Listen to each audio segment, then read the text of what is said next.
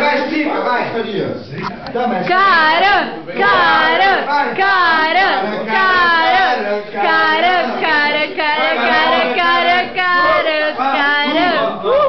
Meu amigo secreto, amiga minha secreta, eu queria falar, mas infelizmente Ele é gente boa, hein? Eu estou em dúvida quem quer chamar a minha irmã pra ajudar. Vem cá, Priscila. Priscila! Vai revelar o teu? Então me ajuda, então. Me ajuda. Fizeram teatrinho, então.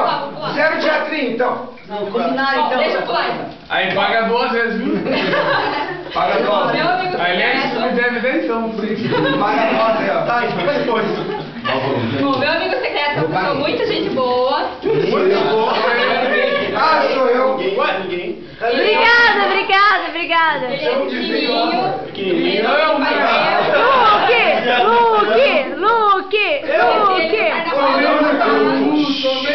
Carnaval do ano passado. Eu conheci melhor ele no carnaval do ano passado, porque ele quis me prender com essa carinho. Eu era a que mais valia. Eu não tava aqui, que história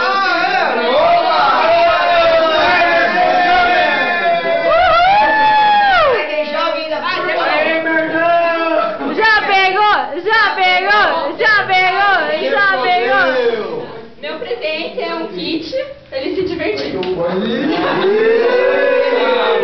É um kit. Abre.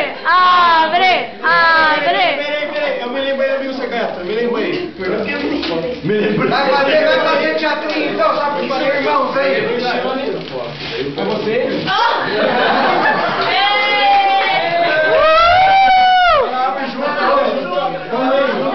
Perdeu. É um pai de chinelo vai ganhar, viu? Não, abraça aí Mas irmãos, não já tem chapéu. Não, só do tira. Alô, som. Tira a foto, eu também não ainda. Ó, o meu tá filmando aqui, o meu tá filmando. Eu já tô